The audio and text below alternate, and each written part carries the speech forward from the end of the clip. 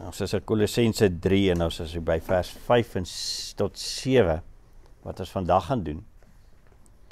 Kom ons vra eers net die Here om ons te lei in hierdie stuk. En dis nie 'n maklike stuk hierdie om te hanteer nie. Vader, ons kom voor U.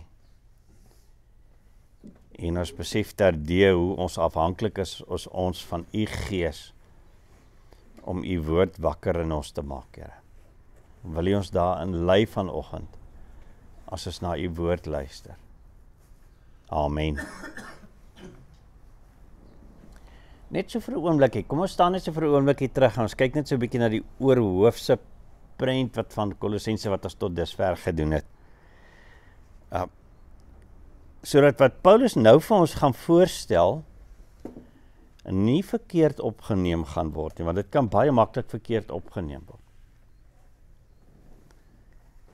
Ons het Paulus se gebedsbegeerte heel aan die begin gesien, dat die Christen vervul mag word met God se wysheid deur sy Gees, God se Gees in ons, die Heilige Gees, om ons te fokus op die beeld van Jesus Christus.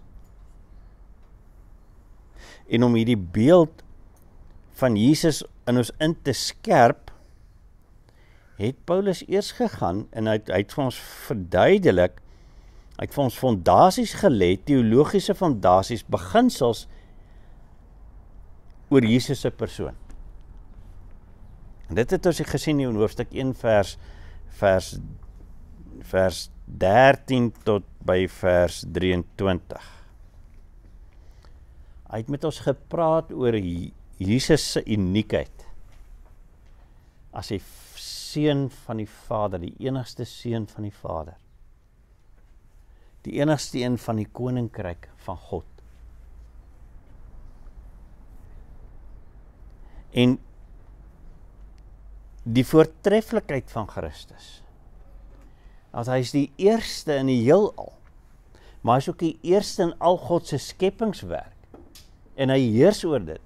En dan kom ons by die kerk, en as hy die eerste uit die dood uit, hy lei ons in die ware lewe in. Die werk van Jesus aan die kruis is dan die enigste hoop en draer van God se genade vir die mens. En dan neem Paulus ons deur verskeie geloofsbasisse in Christus. Goed wat in Christus plaasvind vir ons. En hy verlê alle moontlike alternatiewe geloofsbasisse buite Christus. Enigiets wat buite Christus en die werk van Christus aan die kruis lê, is vals. Of dit dan nou 'n nakoming van die wet is, of dit dissiplines is wat ons handhaaf, jy moet net jouself bietjie verbeter, of spesiale geestestoestande is, alles is minderwaardig aan Christus en lei weg van sy verlossingswerk af. Christus alleen verlos en herstel die verhouding met God.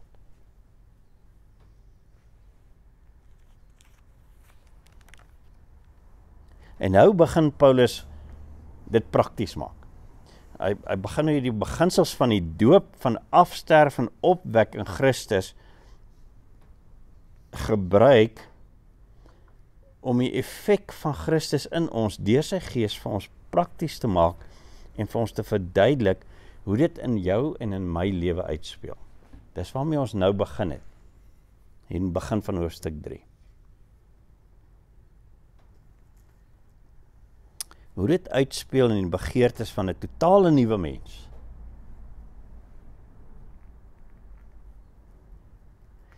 Wat nou verstaan, wat sy effek die ou mens op ons gehad het. En dit het ons in hoofstuk 3 vers 1 tot 4 laas keer gesien. En Paulus neem nou hierdie kenmerke van die ou mens en die kenmerke van die nuwe mens vir ons, Hy verduidelik dit vir ons sodat ons verseker kan wees waarop ons as Christene moet fokus. Eerder as om te wonder of ons nou die regte reëls nakom, of ons nou op die regte pad is. Hy fokus ons, wat is die eienskappe wat ons het as 'n Christen? Wat het ons afgestaan? En wat is vir ons gegee in Christus?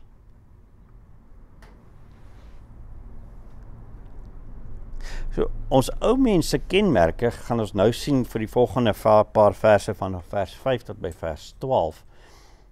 En ons kan hierdie ou mense se kenmerke in 2 stelle opdeel.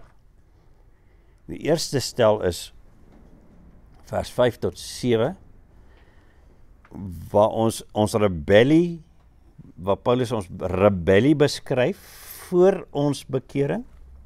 Dit wil sê, toe ons nog ten volle die ou mens is. En dan vers 8 tot 12, wat ons volgende keer gaan doen, sien ons dan ons nuwe mens se respons is op druk en die ou mens, ons begin terugval op die ou mens. En wat is die eienskappe daarvan? En Paulus help ons om te sien ons het dit nie nodig nie. Vandag lees ons eers deur die hele beskrywing vanaf vers 5 tot by vers 12. Net om die geheelbeeld te kry oor Paulus se insig oor die ou mens. En dan werk ons met vers 5 tot 7 vanoggend. Kom ons begin by Kolossense 3. Kolossense 3 en dan lees ons vanaf vers 5 tot by vers 12. En dan werk ons net met vers 5, 6 en 7 vandag. Kolossense 3 vers 5. Daarom moet julle daardie deel van julle wat op die aardse gerig is, doodmaak. Onsedelikheid, onreinheid, welis en slegte begeertes en ook gierigheid, wat afgodediens is. As gevolg van sulke dinge kom die toorn van God oor die seuns van die ongehoorsaamheid. Ook julle het voor daaraan deelgeneem, meegedoen, toe julle nog onder hulle geleef het. Maar raak ook julle van al hierdie dinge ontslae: woede, driftigheid, kwaadwilligheid, lastering en onwelvoeglike taal wat uit die mond kom. Moenie vir mekaar lieg nie, aangesien julle die ou mens en sy gewoontes reeds uitgetrek het en die nuwe mens aangetrek het, wat tot volle kennis en na die beeld van sy skepper vernuwe word. By die nuwe mens is daar nie onderskeidings soos Griek of Jood, besnedene of onbesnedene, barbaar of skiteer, slaaf of vrypersoon nie, maar Christus is alles en in almal.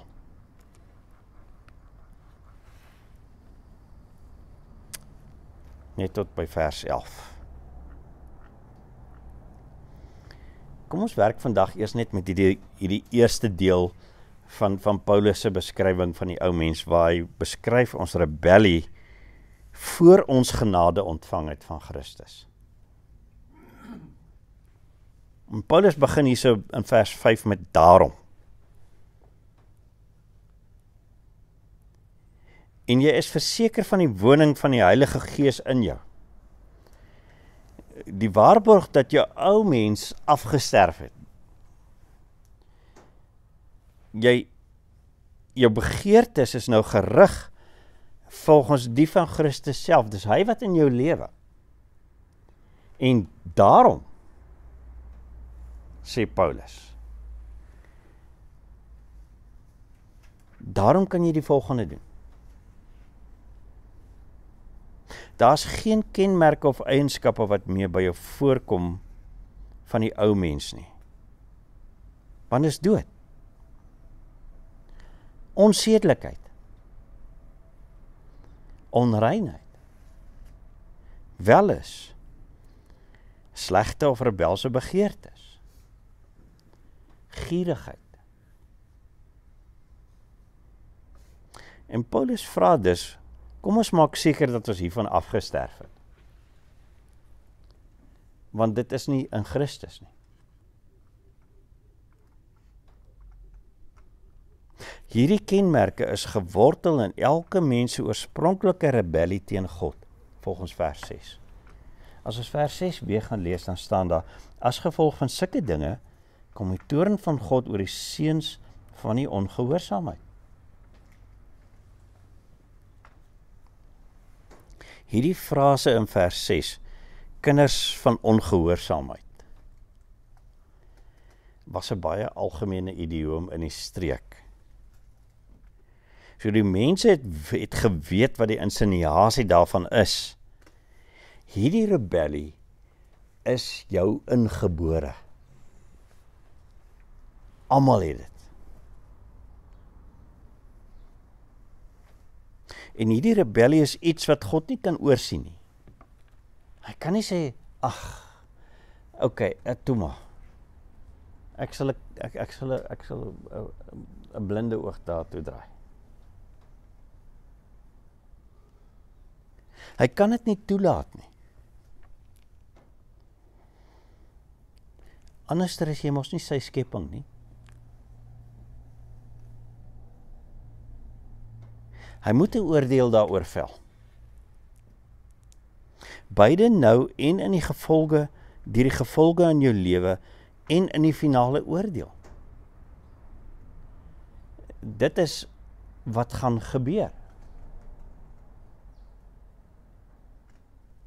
En Paulus is eerlik met homself en met jou in vers 7 as hy sê, ook julle het vroeër daaraan meegedoen, toe julle nog onder hulle geleef het. Dis hoe ons almal was. Sonder uitsondering. Ons het almal so geleef in aktiewe rebellie teen God. Ons het meegedoen daaraan. Dit was nie net 'n passiewe toestand nie. Ons het aktief daaraan deelgeneem. Ons het ons by die rebellie teen God aangesluit. Dis hoe ons geleef het. Wat is hierdie rebelse eienskappe nou eintlik? Ons sien dit sê onsedelikheid, onreinheid, welis, slegte begeertes, gierigheid. En dan noem hy hierdie woord wat afgodediens is. Is dit net tipe dade wat jy net nie moet doen nie?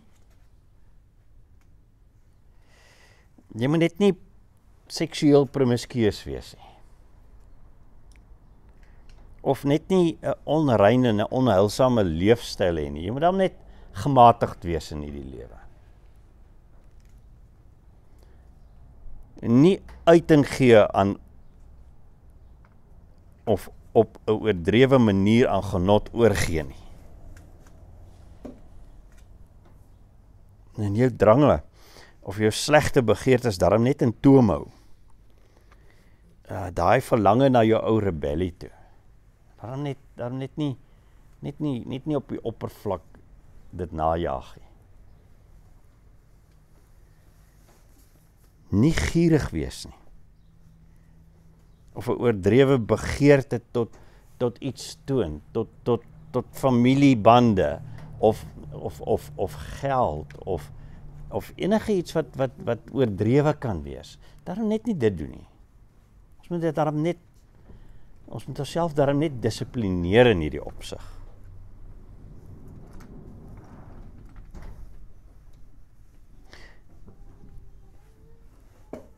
As al wat nodig is net om hierdie te vermy, en dan is ons okay. Kan ons dan sê ons is reg met God?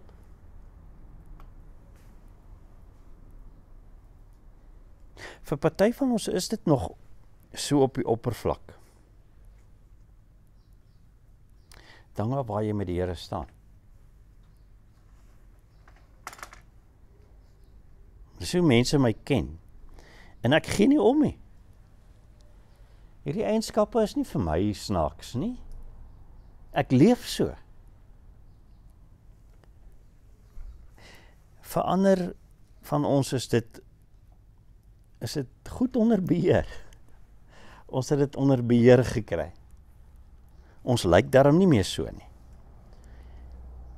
En ek kyk so om my en ek trek my neus dalk so 'n bietjie op vir die wat dit nog doen.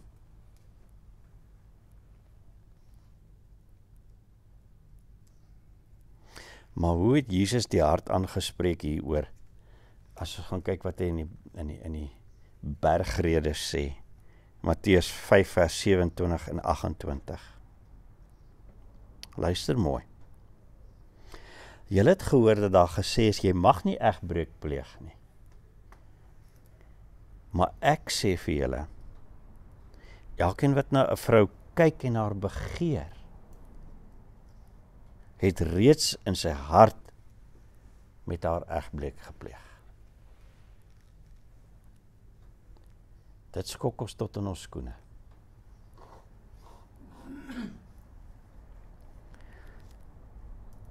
Die probleem is nie soseer wat jy doen nie, maar eerder hoekom jy dit doen. Hoekom toon jy hierdie eienskappe? Of onderdruk hulle, dat hulle nou net nie moet wys nie, maar hulle is nog steeds daar. Dit is omdat jy veraf God, dit wat God goed geskape het.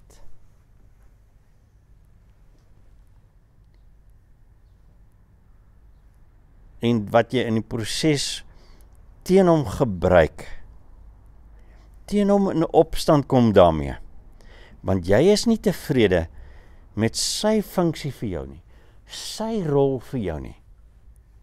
Jy wil dit hê op 'n manier wat vir jou die beste dink jy is.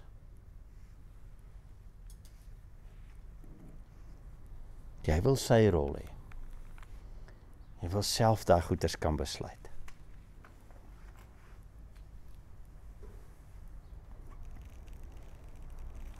En daarom vra Paulus hierdie vraag, of hy stel hierdie stelling in vers 5, daarom moet julle daardie deel van julle wat op die aardse gerig is, doodmaak. Sien jy nou hoe belangrik dit is om hier aan af te sterf? Dit nie net te onderdruk nie.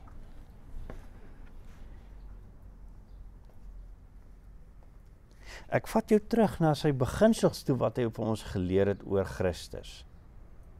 In hoofstuk 1 vers 12. Jy is verplant van die duister, jy is soos 'n plant gevat en jy is met wortel en al uitgehaal uit die duisternis en na Jesus se koninkryk verplaas, na goeie grond toe.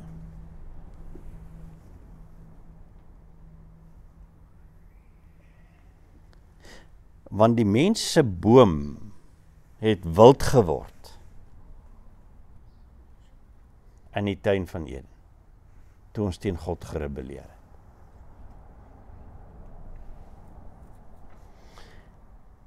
Dis wild. En dit is veroordeel as onbruikbaar in God se skepping. Ons is nie benutbaar nie, in ons oorspronklike vorm nou, in hierdie rebelse vorm nie.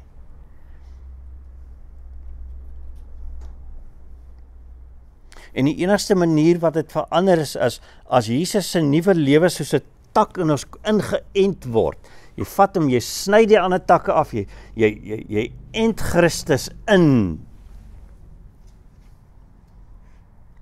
En dan is daar hoop op nuwe bruikbare vrug in jou lewe.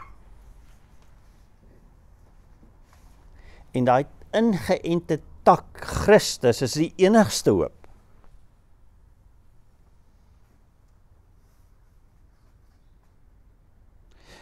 Maar daai end moet beskerm word. Jy kan nie toelaat dat al die ander takke weer begin groei nie. Elke wilde tak wat dit wil verdring, moet afgekap word en afsterf, sodat die nuwe boom kan floreer, sodat die nuwe vrugte gedra kan word. En dit is jou verantwoordelikheid, sê Paulus, om daardie takke raak te sien, hulle te vat en hulle af te kap in jou lewe, geen toegang tot jou lewe meer te gee nie. Saag daai tak af.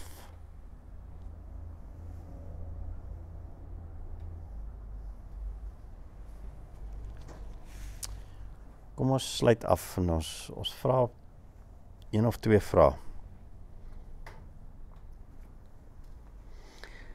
Wat is dit om iets te verafgod? Want dis die klem wat hier gelê word vir ons. Dis afgodery.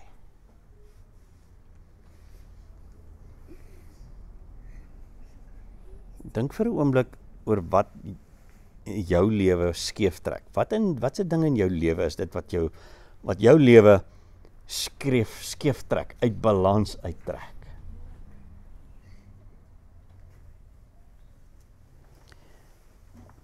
Daai ding wat jy dink jou lewe meer sin gee as wat God kan gee. Wat is daai ding vir jou?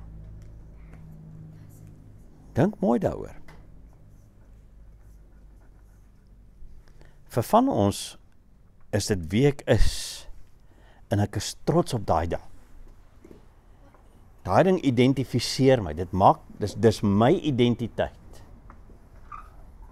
Ek kan mis myself wees, of ek is so as gevolg van ander mense se gedrag teenoor my, en ek het die reg om so te wees.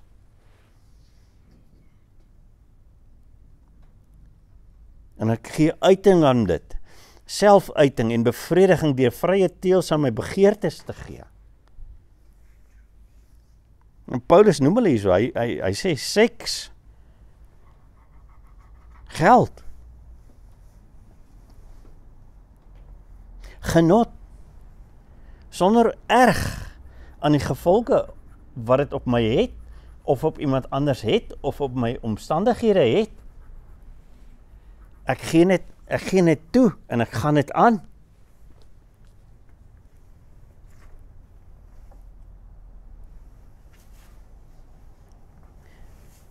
En die vraag is, hoe kan so 'n rebellie iets goeds voortbring? Die medium was goed gewees in die eerste plek. Die ding wat gebruik is goed. Kom ons wees eerlik. Seks is 'n goeie ding wat die Here geskaap het. Maar ons misbruik dit.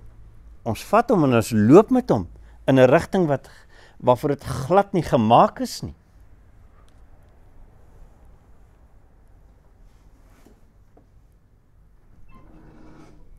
Hoe kan God so 'n rebellie net oorsien? En dit nie aanspreek nie?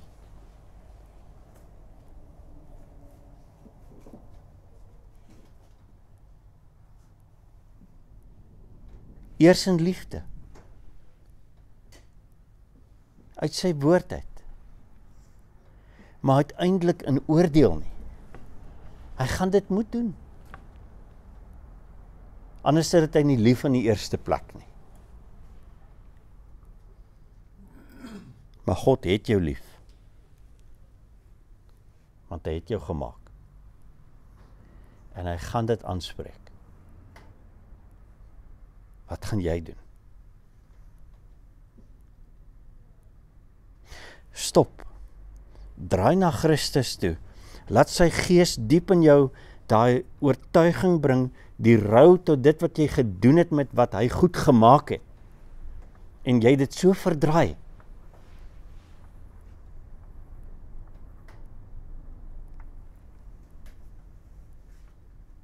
Word oortuig van Jesus se voortreffelikheid en sy ware vrymaak, dat sy ware vrymaak werk in jou lewe. Voor God finaal teen jou optree. Wees gewaarsku.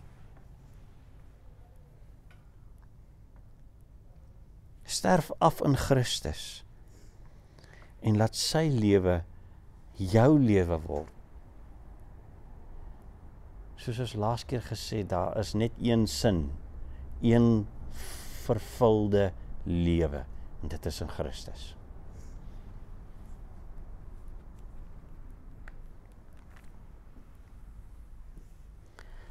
Maar wat van ons wat deur hierdie reddingswerk alreeds verplant is in die koninkryk van Christus in?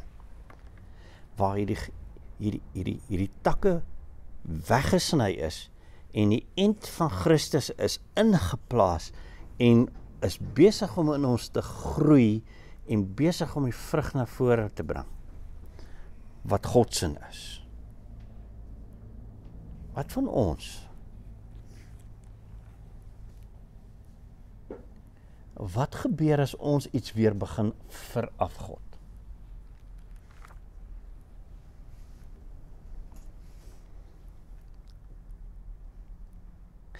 En ek praat nie hier van 'n algemene sukkel met iets nie. Daaroor praat ons volgende week. Die daaglikse sukkels waarmee ons sukkel en ons raak geïrriteerd, ons raak kwaad of ons raak mismoedig. Dit is goeders waaroor ons volgende week sal praat, dis algemene goed. En vir elke Christen is dit 'n waarheid. Ons moet daarteen stry. Maar Paulus praat hier van daardie goed wat ek veraf God. As daai wilde takkie weer sy kop uitsteek en die eerste blaartjie begin so groei.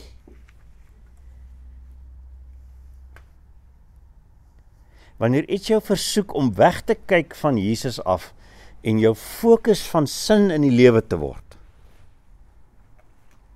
wat gebeur dan? Wat is dit? Sien jy dit raak in jou lewe? Of probeer jy vermy om daaraan te dink eerder? Want jy wil nie daai takkie aanraak nie. Jy koester hom.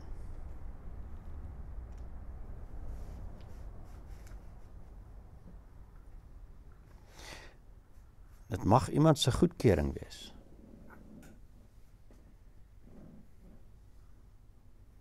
Of jy begeerte om altyd reg te wees. Of om sukses te hê, ongeag. Of om perfek in beheer te wees van my omstandighede. Van myself.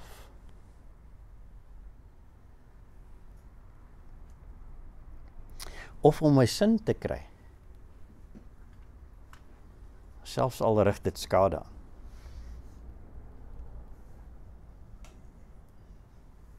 Daar's soveel goedes wat ons hierso kan in hierdie potjie gooi. Hoe weet jy wat dit is? As een manier om dit te identifiseer. Kyk na jou verskonings om te vermy om te erken jy het 'n probleem. Kyk na jou verskonings om daai takkie af te knip.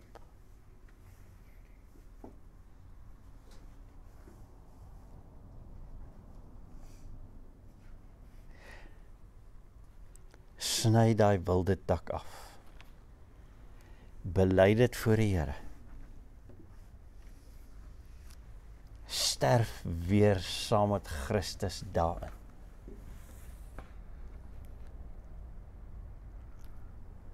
Hanteer daai tak asof asof jy nog nie tot inkeer voor God gekom het nie en besig is om weer te rebelleer van vooraf. Sny hom af.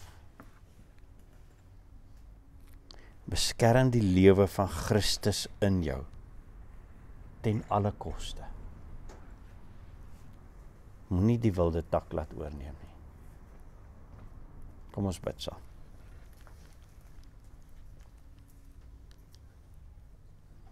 Vader, ons is so dankbaar vir die werk van Christus in ons, wat ons laat afsterf het in ons ou mens, en ons is in 'n nuwe mens in Christus vervat. Hy is ons lewe. Maar Here, ons is in 'n stryd. En ons bely voor U dat ons die ou takke baie keer weer terug wil hê.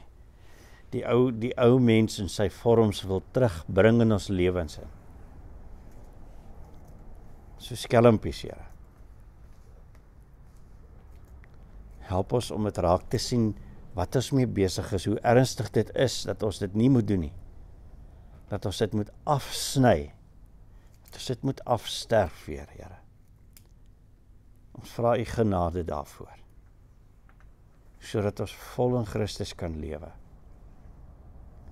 Ons prys U daarvoor. Amen. Amen.